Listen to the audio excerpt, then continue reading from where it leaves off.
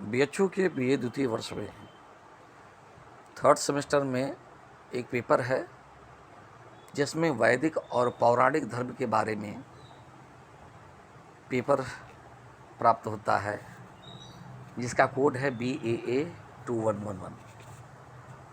तो इसमें क्वेश्चन पूछता है स्मार्त संप्रदाय, यानी स्मार्त संप्रदाय से आप क्या समझते हैं, इस पर एक लेख लिखिए। तो मैंने थोड़ा सा मैटर निकाला है, उसको टाइप किया है, और जो मैं बोलता हूँ उसको अच्छे से सुनिए, और जैसे मैं पढ़ रहा हूँ वैसे आप भी पढ़िए, तभी ये लेक्चर आपको समझ में आएगा। देखिए, स्मार्त नाम संस्कृत शब्द स्मृति से निकला है, जिसे वेदों के विपरीत मानव द्वारा लिखित प्राचीन मूल पाठ माना जाता है। देखिए, वेदों के विपरीत मैं बोल रहा हूँ। वेदों के विषय में मान्यता है कि उन्हें आध्यात्मिक संतों अर्थात ऋषियों को देववाणी द्वारा उद्घाटित किया गया। स्मार्त संप्रदाय स्मृति साहित्य का अनुसरण करता है, न कि वेद साहित्य का। अतः सामान्य सांसारिक नियमों का पालन करने वाले लोग स्मार्त कहे जाते हैं, अर्थात ऐसे व्यक्ति जो वेद पुराणों के पाठक, आस्तिक हों, पंचदेवों गणेश, विष्णु, श्री शिव, सूर्य, दुर्गा के उपासक और गृहस्थ धर्म का पालन करने वाले होते हैं, उन्हें स्मार्त कहा जाता है। इस प्रकार स्मार्त श्रुति स्मृति परंपरा में विश्वास रखता है। स्मार्त संप्रदाय द्विज या दीक्षित उच्च वर्ग के सदस्यों वाला एक हिंदू धार्मिक सामाजिक संप्रदाय है।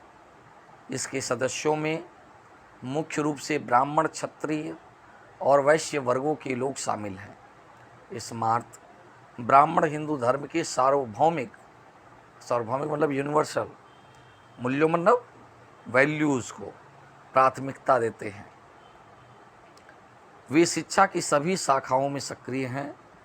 तमिल में अय्यर उपनाम की उपाधि अक्सर उनके नाम के आगे लगाई जाती है, जो अब एक कुल नाम बन गया है। इस संप्रदाय में मूलतः ब्राह्मण अनुयायियों की विशेषता हिंदू देवगण के सभी देवताओं की भक्ति तथा प्राचीन सूत्रपाठों में निर्दिष्ट अनुष्ठान एवं आचार के नियमों का पालन करना होता है। वे अपने देवता या पूजन पद्धति के बारे में एकनिष्ठ नहीं रहते हैं, क्योंकि वो कोई किसी एक देवता की पूजा नहीं कर रहे हैं, यानी जिसको भी इष्ट मान रहे हैं। तो यानी एक ही परिवार में जो भी स्मार्त वाला होगा वो किसी एक देवता के प्रति एकनिष्ठ नहीं है। हो सकता है कि अलग अलग लोग अलग अलग देवताओं पे विश्वास रखते हो। संस्थापक स्मार्त संप्रदाय का प्रचार प्रसार करने वाले एवं नवीं शती ईस्वी के दार्शनिक व अद्वैतवाद दर्शन के प्रतिपादक जगत गुरु शंकराचार्य जी थे। श्री आदि शंकराचार्य द्वारा यह प्रतिपादित किया गया कि सभी देवता परम ब्रह्म परमात्मा के स्वरूप हैं। कर्नाटक का श्रृंगेरी हो, द्वारिका, बद्रीनाथ, पुरी, रामेश्वरम, उनके द्वारा स्थापित जो मठ हैं वो स्मार्त संप्रदाय का केंद्र बने हुए हैं, तथा इस मठ के प्रमुख जो जगत गुरु होते हैं दक्षिण भारत, गुजरात, उड़ीसा, उत्तराखंड में स्मार्तों के आध्यात्मिक गुरु माने जाते हैं और भारत में प्रमुख धार्मिक व्यक्तित्वों में से उन्हें एक माना जाता है। अब आता है पंच देव। देखिए, उत्तर के स्मार्त और दक्षिण गुजरात के अपने प्रतिरूपों से इन अर्थों में कुछ अलग है कि इस नाम का मतलब अनिवार्य रूप से शंकर का अनुयायी होना नहीं है। उत्तर में शुद्ध स्मार्त मंदिर भी दक्षिण की अपेक्षा कम है। जो स्मार्त अन्य देवताओं की बजाय एक देवता को प्राथमिकता दे सकते हैं, आजकल उनमें शिव अत्यधिक लोकप्रिय हैं, लेकिन वे अपनी उपासना में 5 मुख्य देवताओं जैसे शिव, विष्णु, शक्ति, उनमें दुर्गा, गौरी, लक्ष्मी, सरस्वती सभी रूप समाहित हैं शक्ति में, सूर्य और गणेश की पंचायतन पूजा करते हैं। तो एक को प्रमुख देवता मानकर 4 को गौड़ देवता मान करके उनकी पंचायतन रूप में पूजा करते हैं। देखिए, पंचदेव उपासना से थोड़ा सा ये भी हल्का सा अलग है। पंचदेव उपासना में क्या था कि उसमें पांचों देवता एक ही परम ब्रह्म के रूप हैं और उनमें से किसी एक को इष्ट मानना था, जबकि पंचायतन में ऐसा नहीं होता। उसमें एक को मुख्य मानिए, चार को गौण मान करके पूजा होती थी। अब स्मार्त के लक्षण क्या हैं? स्मार्त के लक्षण इस प्रकार बताए गए हैं कि जिनके कुल में धार्मिक अनुष्ठान यथाशक्ति स्मृतियों के औचित्य को पोषित करता है, अर्थात इस प्रकार अनुष्ठान किया जाता है ताकि सभी वैदिक स्मृतियों में सामंजस्य बैठ जाए, उनको विद्वान लोग स्मार्त कहते हैं। जो वेदों से अविरोध रखने वाली स्मृति का अनुगामी हो, पूर्व मीमांसा, न्याय, व्याकरण आदि शास्त्रों का पालन करने वाला हो, वह स्मार्त तीनों लोकों को पवित्र करता है।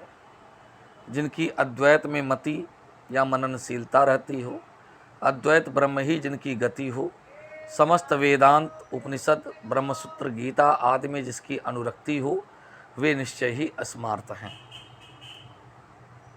गणेश, देवी दुर्गा, शिव, विष्णु और आकाश में गमन करने वाले सूर्य, इन देवताओं को जो प्रतिदिन सबके प्रति समान भावनाओं से ओतप्रोत होकर के अच्छी तरीके से विधिवत शास्त्रीय विधा से पूजन करने में लगे रहता है, जो गौ माता, ब्राह्मण, संत, देवता तथा शास्त्रों के प्रति भक्ति रखने वाला तथा वेद विरोधी मतों के खंडन में दक्ष होता है, ऐसा व्यक्ति निश्चय ही स्मार्त है।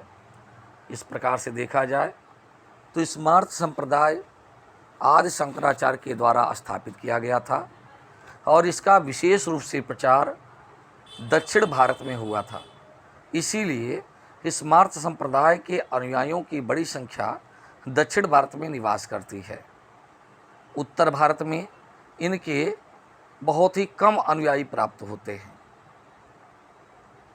विशेष रूप से शिव की पूजा वहाँ पर दक्षिण भारत में विशेष रूप से प्रचलित है। फिर भी अन्य देवी देवताओं के प्रति भी कोई विरोध की भावना इसमें दिखती नहीं है। जो भी हो, यह स्मार्त संप्रदाय भारत के जो प्राचीन अलग अलग संप्रदाय या पंथ थे, उनको एकीकरण करने में सफल होता दिखता है, जिसमें सभी देवताओं को एक परम ब्रह्म का ही रूप माना गया है। अतः ऐसी दशा में सौर धर्म, शाक्त धर्म, गाणपत्य धर्म, वैष्णव धर्म और शैव धर्म, इन सभी संप्रदायों को एक करने में स्मार्त संप्रदाय की बड़ी विशेष भूमिका दिखाई देती है। धन्यवाद।